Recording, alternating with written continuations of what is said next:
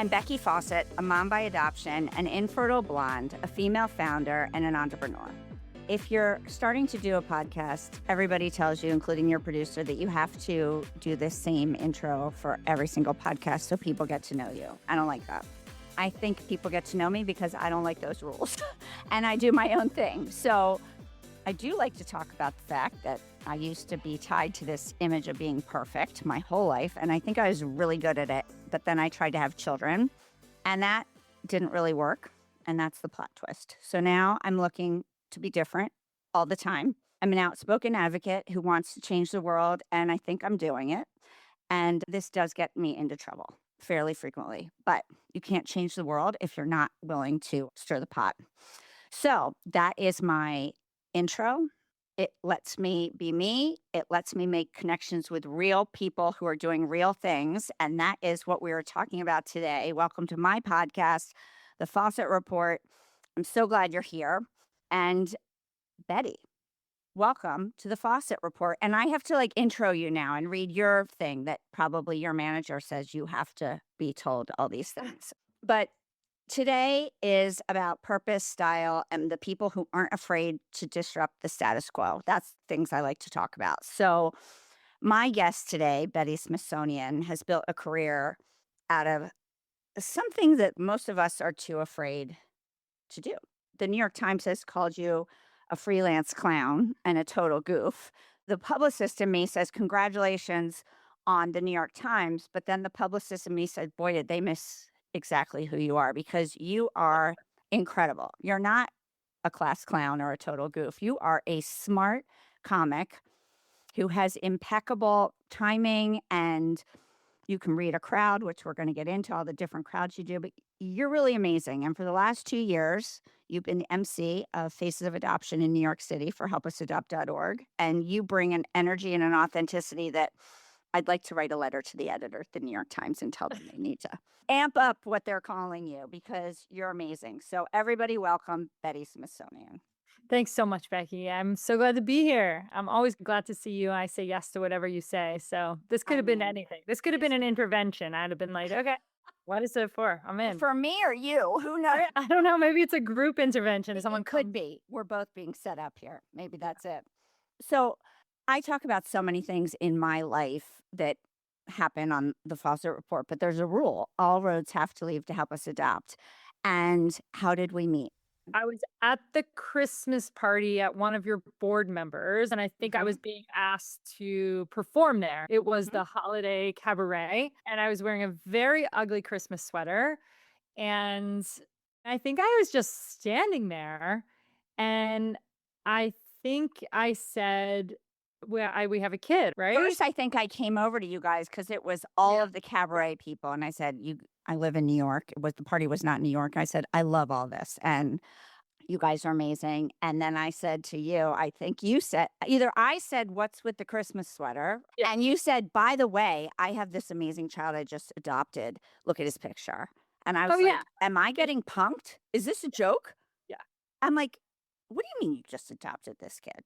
I'm like, do you know who I am? Is this planned? And you were like, I have no idea who you are, lady. I mean, lunatic asking me about my sweater. Anyway, that was it. And I told you about what is it? My kids were adopted, and here we are. It was just, I said, I'm going to reach out to you tomorrow, and that was it. Yeah, the thing is that I did not think I'd be this kind of mama, but I will show pictures of Mateo to anyone and everyone. I'm so in love with this kid, and I think I maybe did a bit about it or whatever, but after shows, it feels like the greatest thing to share. So yeah, it was like, yeah, here's this kid, and you're like, what? I think that's the secret of adoption. I don't know, at least for me too, because I always knew I would love being a mom. Yeah. But part of the reason helpusadopt.org exists is because I had no clue how much. And I don't know, I always say, is it my struggle to have this kid because we didn't have babies the old-fashioned way? Right. Or was it her struggle to come into this world and end up specifically with me, or a combination of everything? But I love motherhood, and now with Brooke too, so much more than I thought. And it's such and I don't mean it isn't for everybody, but there's something about adoption that makes this a different thing. And my wife and I use the Open Arms, which is the organization that you are familiar with them. I think you're connected to you're familiar with a lot of people, She but sends applicants to help us adopt. Yeah. I'll say what is wild is like, of course, we're two people with full time jobs and we work and we needed to ask for help from her parents to do the adoption. And we did look at a bunch of different grants. And my wife, Lisa, is a grant manager for and a writer communications for Lutheran Settlement House. So she writes grants all the time. So she has a ton of grant Yeah. writing experience. And also, we went to all of these places to try to find and it was like, yeah, $150 here, $300 there. Someone has a big amount of $1,000. And we're like, oh, this is a lot of work for And what I you're hate to say it, but you and Lisa are part of a community. That was the other reason I yeah. instantly wanted to know you is this is a community that I care a lot just in general and also personally. And there were probably so many grant opportunities for adoption where you guys need not Yeah. apply. And that's part of my fire that got this whole thing going. I was like, what do you mean Yeah. need not apply? You Yeah. know, There's already that so doesn't many feel good, right? it doesn't feel good, and I knew very little about the process of adoption. What you know about adoption, if you're not involved or have known someone who's been part of the process, there's no information in the Yeah. world about it. It's a weird I think the most I knew about adoption was I learned from the movie Annie. That's it. I'm just And like, there's, "Isn't I it tell this?" people, you're Yeah, going to Mars without a map and you yeah, don't speak the language, you can't even order a coffee. And yeah, so you also go into it trusting the world. And yeah, unfortunately, you can't trust the world in the world of adoption professionals. Not all are good. yeah, It's very discriminatory. And that's yeah, why I get to come in for 19 years and scream and yell at everybody that great. inclusion matters and equality matters. And Yeah, there are children that need to come home and families that want them. And we're changing things. So it really is cool. And I knew instantly I had a bond with you. And I'm just so glad yeah, that you feel the same way about our work. And I love that. And yeah. we will give the disclosure you are not a grant recipient of Help Us No, Adopt. but I'm Um, happy to do a retro grant if you want. yeah. Yeah, me too. So I had a grandmother. I had a grandmother, not a grant. And I Yeah, will tell you this, when I was adopting my second child was really when this thing was taking off. yeah. And the rumor behind the scene was she's going to take all this money and adopt. I'm like, are you kidding? What? Are you really kidding? It was terrible. It was terrible. Yeah, I was like, no, I'm taking care of my own adoption yeah. while I raise money for other people. And while you raise another kid, Yeah. right? And I had a PR firm. I had a PR firm too. So I was working full time doing this. It's crazy. But at any rate, it's all good. And I want to get back to you now on your comedy. How did this come about? Were you a funny kid? Did you wake up one day and say, I'm going to do a class or I don't need a class because I'm You really know, friggin' funny? I grew up in a larger family, a Jewish family. I have a twin sister, so there was a lot of playing double dutch to try to like get into the conversation. So I learned how to like turn and twist and shift. My father owned restaurants, so it was also like an urgent like energy in the house. Turn over the table, let's go. More people are coming. So when you did have the like focus for a second, you needed to like get in and get it rocking. So I was always like funny and outgoing. I'm in recovery, so I'm a recovering drug addict, alcoholic. I just celebrated 25 years sober. So I also like Congratulations to you. Thank you, That thank is a you. quite a road.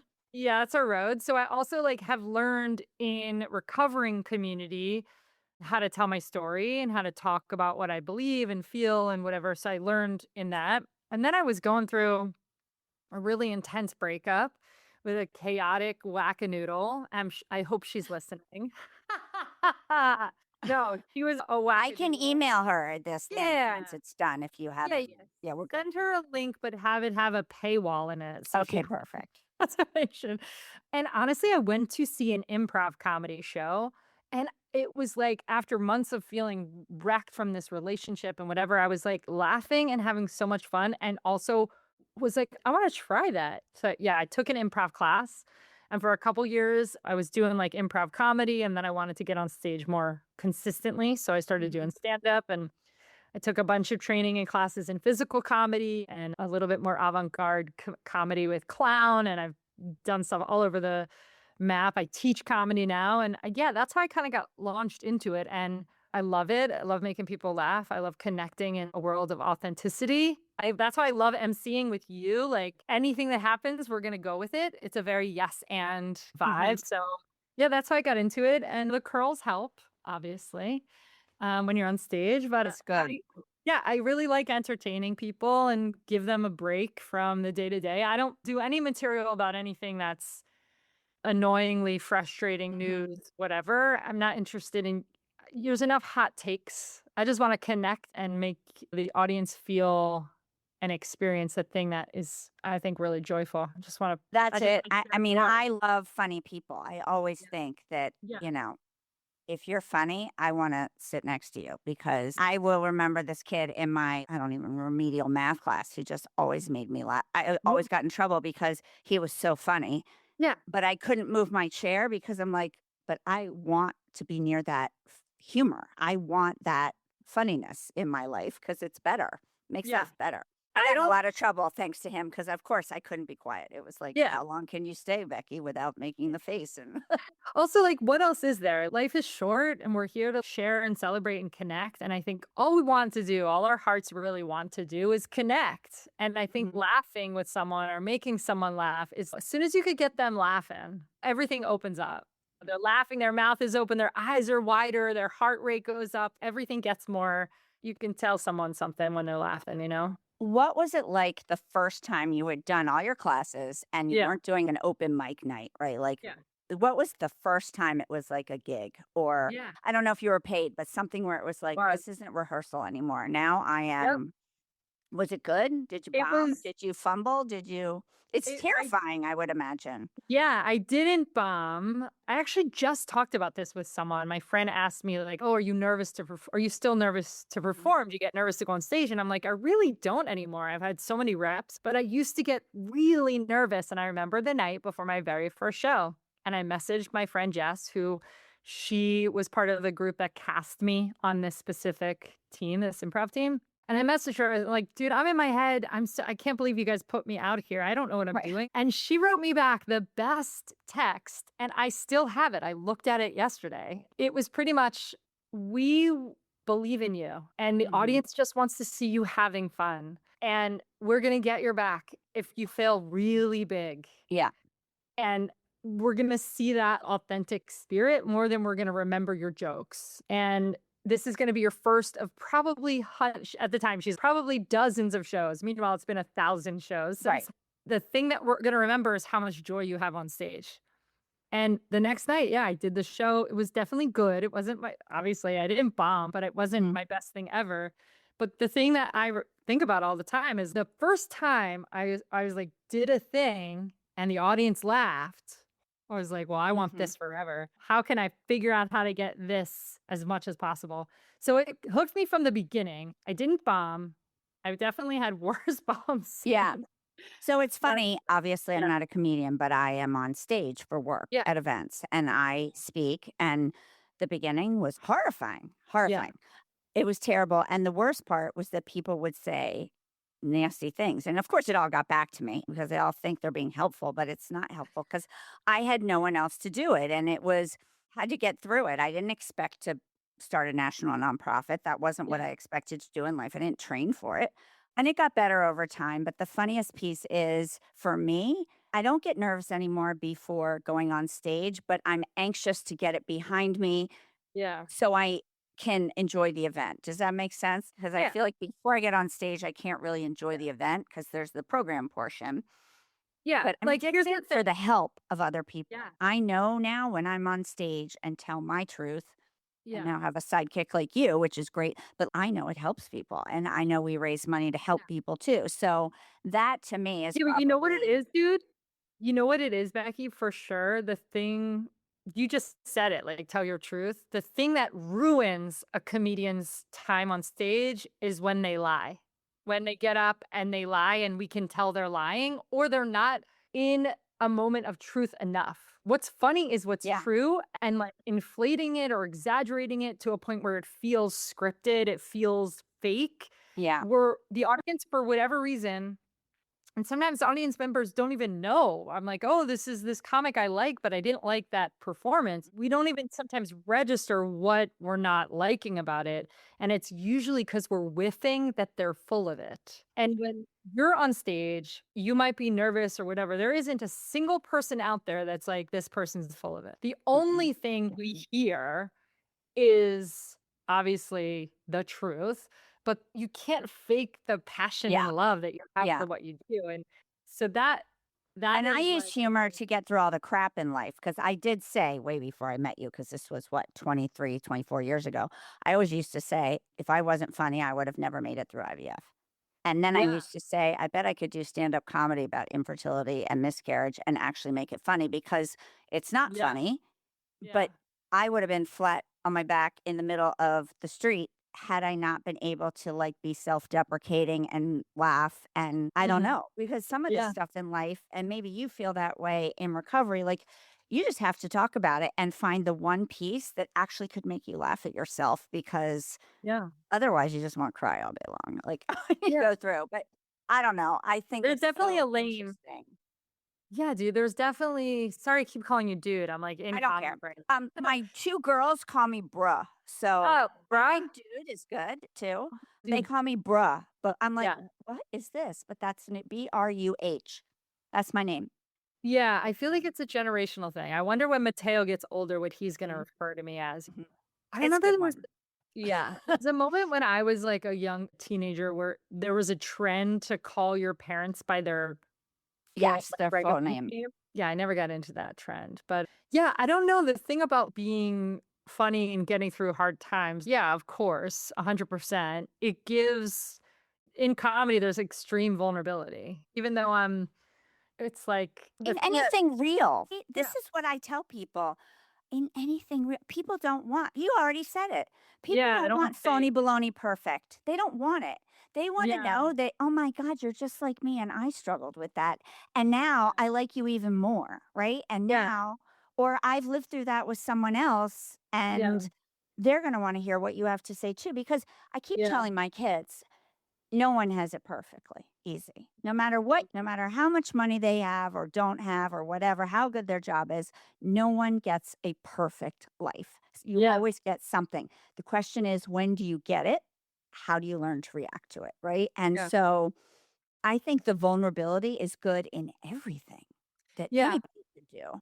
Yeah. Bringing humor to a situation is a way to process anything. I mean, I have actually have the recording of the eulogy that I gave for my dad's funeral a couple months ago, and a very good friend who's a comedian, Beth Stelling. If you don't know who she is, you should know and follow her. She's the best.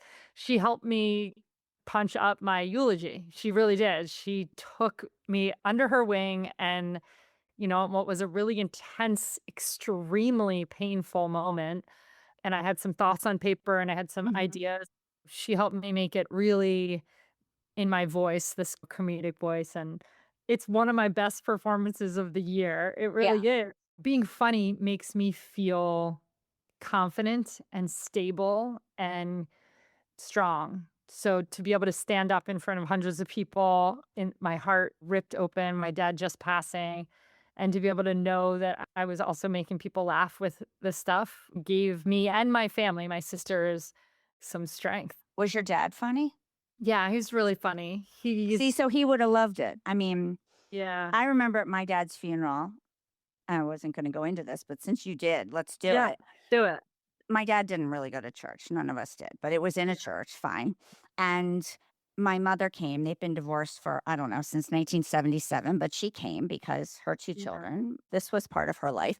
And all I could think of, well, and I hope, Mom, you're listening to this podcast, but all I could think of was, oh my God, he's up there so pissed she's at this service. And then I whispered that to one of my siblings, and they're like, too bad, Yeah. and that was funny. And then I was Yeah. like, when the minister started talking about my dad coming into heaven and things that my dad would say, I'm thinking, oh my God, now my dad's really pissed because he wouldn't have said that. Like, and these are Yeah. the things, but that was a moment where we knew him better than the guy speaking. Fair. Yeah. It's so weird when And that my we dad was funny. He was sarcastic, brutal, and yeah. funny. It When made me you're feel like I don't know. I was like, I see it. I'm sorry this is happening, but It'll be over in about 10 minutes. Yeah. When did your dad pass away? A little over 2 years ago from a sudden fall. Oh gosh, yeah, I'm so But sorry. basically healthy. Yeah, I mean, it's a Yeah. terrible thing, but Yeah. again, the sad part is he went out on his terms, which was Yeah. his humor. He's like, "I hope when it happens quick," and he got it. The rest of Yeah. us didn't like it, but he got it. Yeah, my dad was very funny and Northeast Philadelphia guy. We're Jewish. He was just like also like in terms of surviving and his generation was about connecting with community Yeah. and he was a restaurant owner, so he's like always hosting, always I mean, schmoozing. you know everybody when you're a restaurant Yeah. owner. And Yeah. Philly, I'm from Philly. Yeah. We're tough in Philly. People don't Yeah. expect that from me. Like, well, I didn't grow up in Philly proper, but there's an edge Yeah. to you in Philly, you know? Oh my god, are you Total kidding? edge. It's really intense. It's funny. I say my wife is from Portland, Oregon, and I'm from this area, and it's like the opposite. Like I Yeah. jokingly say, like I didn't when I first visited Portland, I went with Lisa. We visited her family, and I say like they have this thing out there that I've never heard of before. I don't know if you've been to Portland, Oregon, but the thing they have, and it was the first time ever experiencing it. It's called kindness. Have you heard of this? It's I so live in New York City, and so it's occasionally I hear it. yeah, occasionally. So it's like this level of politeness where they're not telling you the full truth. They're being Hmm. so polite. Where in Philly, we will scream in your face and They say will how hit much you with we their car. Yeah, yeah, you're done. and say how much we love you. We're like, "Oh, Hmm. go birds." But yeah, my How dad is about there's some Katz's Deli. Now I'm going to get censored because I'm saying in New something York? negative about Katz's Deli in New York. So Okay. I recently went to Katz's Deli and ate there instead of getting takeout. And I sat down at the menu. And I don't think I'd really looked at the menu before, but I was with people who'd never been. And we were really looking at the menu. And they say something about the best Philly cheesesteak ever, blah, blah, blah, blah, blah. So the waitress comes over to us, who's so nice and funny. And old lady, probably worked there for 140 years. And I go, "So tell me about this cheesecake." And she goes on and on about how great this cheesesteak is. I go, "So here's the deal. I'm from Philly. What do you think?" She goes, "Don't order the cheesecake." Yeah, it's not And gonna the make it. cheesesteak, the cheesesteak. It was Yeah. hilarious because I'm like, there's some things which you cannot tell Philly people you do better, and cheesesteak is one of them. Saying you have the best Philly cheesesteak in Philly would be a crime. There's Yeah, no, like you right, don't say it. Someone right. awards you with it, It's and so funny, and people yeah. get violent over cheesesteaks. Yeah, I don't know. I don't love a cheesesteak except one day a month during a certain part of my Yeah. cycle. I'm like, I get, I I'm like, haven't had a cheesesteak in so long because because I don't live there anymore, and I'm not gonna right. do it unless I go the good one. Yeah, But they are delicious if they done are. properly. Yeah, that Yeah. was totally delicious. I do think when I go to I'm glad I could talk to you about it in Philly. When I go to other cities and people are like, oh, yeah, Philly of cheesesteaks, I'm like, don't talk to me. Don't Mm-mm. look at And me. soft pretzels. At our event in New York last year, they did after party bites of soft pretzels. They were horrible. And so my critique in the event post meeting, I said, "You need to find a new pretzel vendor or I'm going to have to ship something in." But that was an atrocious, awful thing that you served us. And they were looking at me and I'm like, "Oh, you don't understand the Yeah, severity of how good a soft pretzel has to be? Like, yeah. it's a big deal." Oh This my year God. was great. This year we had Bavarian. Oh, they were delicious. So they got There's the a place. memo. They got the There's a memo and improved their offering. good. Dude, there's a place on Washington that does soft pretzels. They're the purveyor. They sell Mhm. to all the retailers and they open at 4 a.m. That's when they start. Oh And you my can god. go there and get a fresh hot one right off. So good. It should be So illegal, good. you know? So good.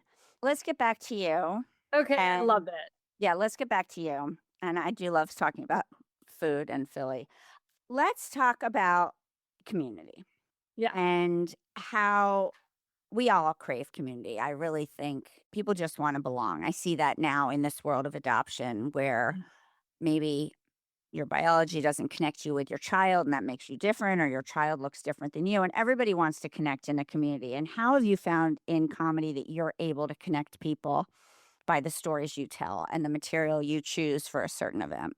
Yeah, no, that's a good question. I mean, I think the thing I like to do is to make everyone feel like they can relate. So it doesn't matter if I'm doing a show at a synagogue or at a high school or at a college or at a club, a late night show. I want people in the audience to be able to, most amount of people to be able to relate.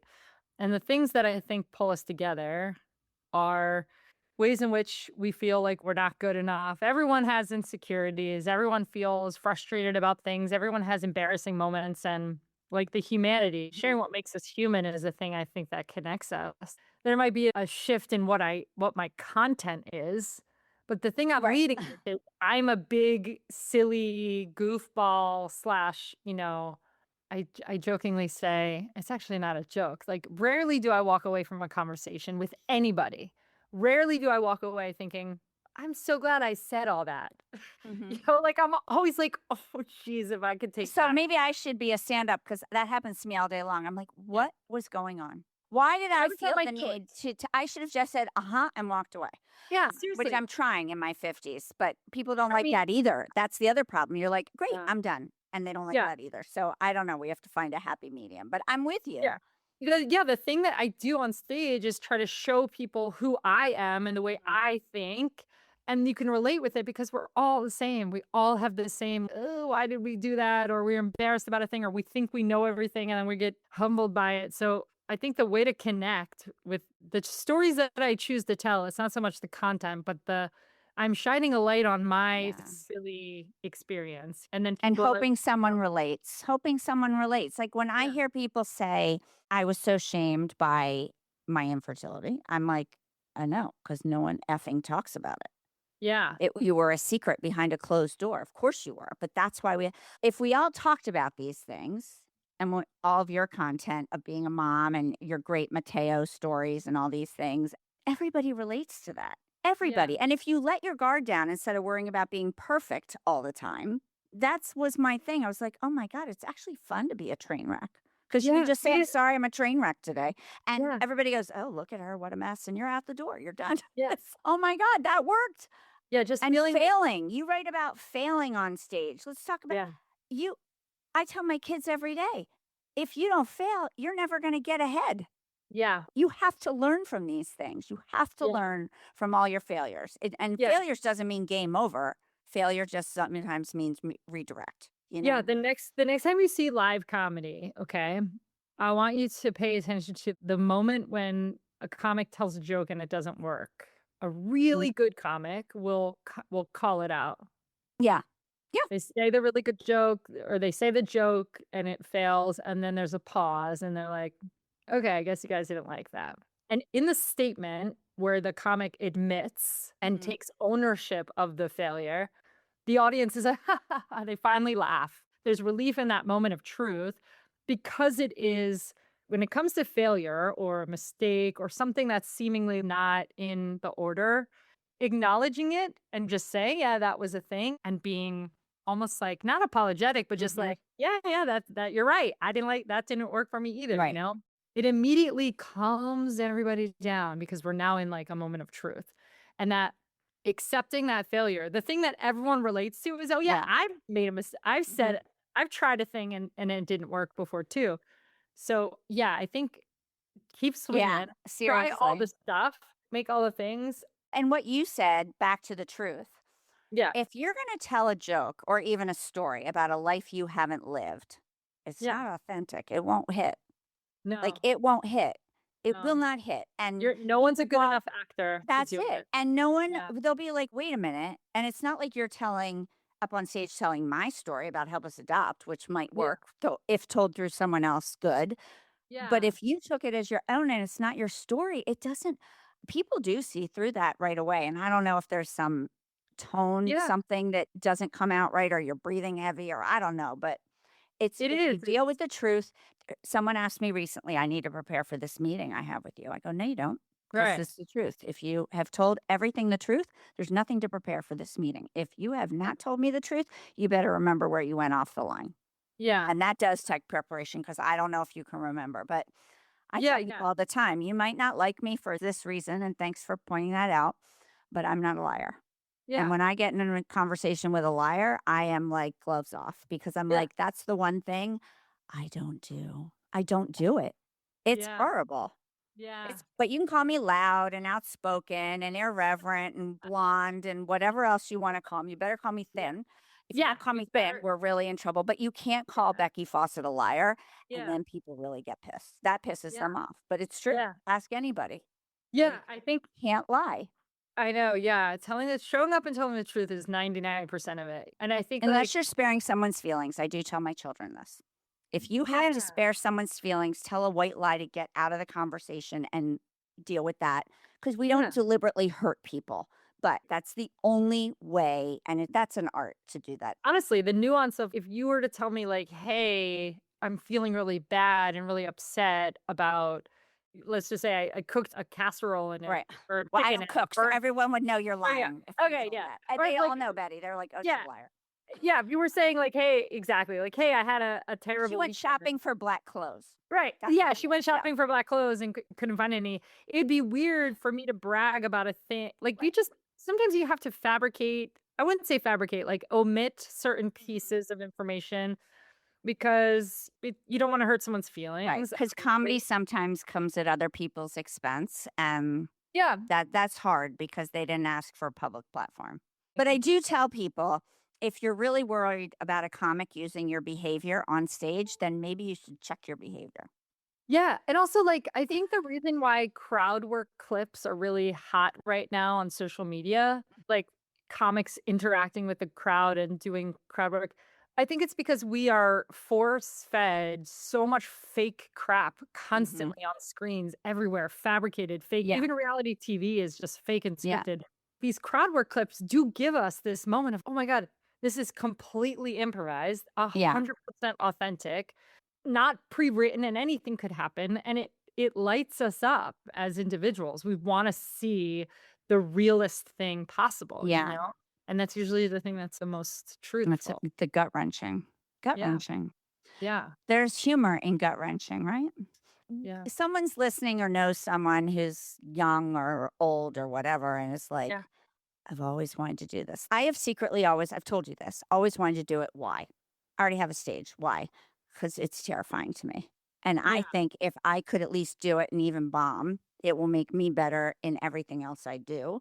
yeah, So I'm a glutton for punishment that way. We'll see if I ever do it. My time is running out to do this. But if there's someone who actually really thinks they're funny and isn't yeah. doing it to torture themselves, what would you tell them to do? Because I think that's also, listen, there's people out there like, oh, for 9.99, we can teach you how to be a comic. Like, where's the authentic place to go if you really want to learn, not Yeah, be scammed?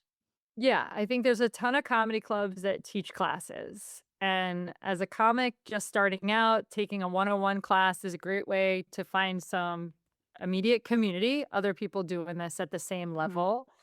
You would get some insight into how to write a joke or learn about how joke writing works, even though you might never use that process. Everyone approaches it differently. And each city has a gazillion open mics that Yeah. anyone can randomly walk in the door, put their name on a list, and go up on stage and try That's a joke. terrifying. You should That do is it. terrifying. Only if you come and sit by my side when I do Oh, it. I'm You had to, in. Becky, like, let's go. What? Let's do it. terrifying. Terrifying. I'll do it if you're by my side, I because travel then a I lot. can work you into my thing. I travel a lot for work, and wherever I travel to, I was just in Orlando, I reach out to the local whoever, I'm Do you like, "Where's go? their That's stage?" Oh, yeah, amazing. all the time. It's so much dopamine, it's almost as good as picking up my son and him laughing and Let's talk about being a mom and Okay, let's adopting talk about this being a child. mom, yeah. You didn't know what you were in for, and this Yeah. kid is amazing. He's incredible. I mean, I had no And idea. motherhood is amazing, and it's It's a different for everybody, it's right? not But for everybody. I talked to so many people before. How does this work? What's the surprising thing about mother? What should I expect? Whatever. As soon as that baby is in your arms, in addition to your brain being like, what? There's a million new things that come into your head every day and thousands of things that fall out of yeah, that. The thing that is true about this experience has been it is 1,000 times harder than anyone could have told me, but there's a million times more joy than I could have ever yeah, imagined. yeah. You cannot process the definition of what that joy is until you feel it. And even seeing and talking to other moms, they get it, man. That's the one way that I can know isolate the audience. I'm like, who's got kids here? And if no one's got Right. kids, I'm like, it's a Different stories. I'm telling different stories. different story. Yep. It's, I always say on the adoption part of being a mom, I always say, listen, adoption, forget parenthood isn't for everybody. Adoption isn't for everybody. And I understand that. But I really wish everyone could experience the magic of adoption, because it Yeah. reminds you that there's something out there, something that puts people together. Yeah. And I'm always sorry about, I say this every time, I'm sorry about the situations that happen to my children's birth mothers in order for them to choose adoption. I am, and I love those women with every bone in my body. But there's a magic about how this all comes together, and Yeah. I will never be able to understand it at all. I can't even Yeah. say the words, but I wish that you know that magic. I know Yeah. that magic. I have other people that know that magic, and it's something special that I don't know. But when Yeah. you talk about him, someone said that to me the other day. They're like, when you talk about your kids, Becky, your face radiates. I'm like, yeah, Yeah. yeah. Even when they're teenage, they're 16 and 20. Talk about not easy. Yeah. I think that But I still love every moment of the not easy because I'm good at that. I'm good at yeah. that.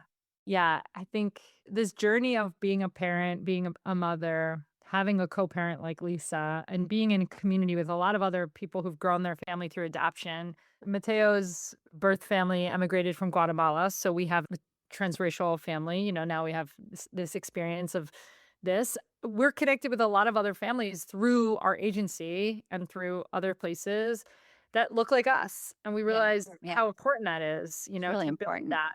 Yeah. And it's really important to talk to other adoptive parents and to also Yeah. talk to people who are thinking about it and maybe it's not for them, or maybe they're Yeah. thinking it's not for them and you can show them that they can do it. Why not you? Is the Yeah. campaign we're running now. Like, why not you? Right. They don't have the information. They make a lot of assumptions and they Mhm. say a lot of things that are Yeah. just factually inaccurate. And then I feel like, listen, the thing that I got from my dad, the thing that he gave me is the ability to speak up. Speak up Yeah, I in love a room. that. And I'm in environments sometimes, especially with comics who think, oh, we're going to do bits and we're going to say stupid stuff. I'm in environments where I'm like, oh, now I get to stand up here and say, hey, the thing you guys are saying, Yeah. you think adoption is, it's actually not that. I was in an environment the other night where someone was like, some dude was attempting to be this like martyr energy. He's like, my wife and I would never adopt. We would never Yeah, take a yeah, yeah. baby. Yeah. We would never take a baby from someone else who needs to adopt. And I'm Mhm. like, hold up, Derek. I'm saying his name Yeah. is Derek, but hold up, It's dude. it could be knowing you. Yeah. I'll get Exactly. his email too, and I'll send Yeah. him this. I'm This. like, "Hey, just a minute, dude. You think that you're making this assumption that Mhm. adoption is the last resort." A lot of Or people are that thinking, that there wouldn't be any children left if you adopted. like, Like "What are you talking it's a about?" very easy thing to say, but it's Yeah. not true. The And also, difference like, is, yeah. Yeah, I know you're trying to be like this, you're just incredible dude who's gonna allow mhm, someone like, oh, mhm, yeah. It's yeah, again, it's this energy of, okay, in that moment, there's 9 people, we're at this birthday party, this guy says this thing, looks to me, right? He says, because he knows that mhm, I adopted, and I said, "Wrong. The first choice was adoption for me. I grew my family in that way. yeah, It was my first choice. You think it's the last resort? That there's something so terrible about mhm, finally having to make the and then I got that again in my ability to speak up, hold the room's yeah. attention. I didn't humiliate the guy Mm, like I want like I I wanted mean, to, but I got the information out there where people were like, "Oh yeah, yeah, it's not that." So my voice, my ability to speak up, whether it's on stage in a room of people or at a restaurant or a conversation, I can now carry a yeah. message about what this really is. Just Okay, like so you we do. have time for one Okay. short thing, and this is what I want you to tell everybody. But I Let's go. have to give you a prompt. Prompt me. When you have I've seen you perform, and at our event, you say, "I show everybody this picture of my beautiful son, and someday he's gonna be on the playground showing my picture to tell that." It's so good because of Yeah. course they are. Aren't they gonna Yeah. say? Yeah. My joke is at one point, what point I'm showing pictures to everybody, right? Here's my son. Here's my son. And my friend was like, I think you're obsessed with this kid. And I was like, yeah, I'm obsessed. And he's like, just a heads up, he's never going to be as obsessed with you. And I'm like, I don't know. Like, okay, at first that was offensive. I'm like, oh, wait, but then I thought through, I'm like, I don't want him to be as obsessed with me. That would be wild. If he was as obsessed, if he was on the playground with his friends and he was like, you guys gotta see this picture of my mom. And he starts scrolling through pictures. That's crazy. You don't want that. But That's now not a he's good look. going to. I can just see this mother-son comedy routine. You guys are gonna be in Vegas. It's gonna be great. Right. Headliners. He's so funny, Becky. I could never be. He's so incredibly funny with the best timing. You know, a See, they toddler. become you. They become you, Yeah. these adopted children. It's very interesting to watch. Very interesting because it's not planned that way. You Yeah. didn't sit down and train him. He No. just takes it all in. He Yeah. takes it all in as a kid, as a toddler. It's amazing. So, Someday I'll come watch him. yeah, he's gonna be. I'm sure he'll be a Amazing. headline. Yeah. Yeah. Yeah. I want a front row seat. And Got maybe it. he can MC Help Us Adopts Gala Oh my with you. Who God. knows? Who knows? We got big plans for him. Tell everybody where they can find you. Yeah, absolutely. I'm at Betty J. Smithsonian on Instagram. You could check out my YouTube channel at Betty Smithsonian. I live and work mostly in Philadelphia. I help run Next in Line Comedy. You could check out my website and see where I'm performing next. And also tell your friends to book me. You got friends that got clubs? Yeah. Let's go. She's good. You should look into it. I'm telling you. She's a good person to have on stage with you at a charity event too. Although I want to keep that secret to myself. Yeah, you get first dibs. Anyway, first dibs. Yeah. Thank you always. And Yeah. thank you for sharing a little bit of yourself because it's just great. I'm so glad I know you. I'm so glad to know you, Becky. I'm Yeah. so glad that I was able to be on your Yeah, Fawcett. this is great. 30 Seconds with Becky Fawcett. I hope you guys all know that before I record each podcast, I don't know exactly what I'm going to say for 30 Seconds with Becky Fawcett. And it is something that instantly comes to mind as I'm recording each episode. This time, it was when Betty said that her father gave her the ability to speak up. I knew that was the quote. That was it.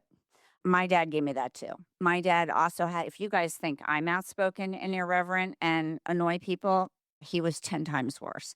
People used to always say Becky Fawcett is just like her father, except she has people skills. And he always thought that was very funny. But the thing is this, the ability to speak up is a lost art.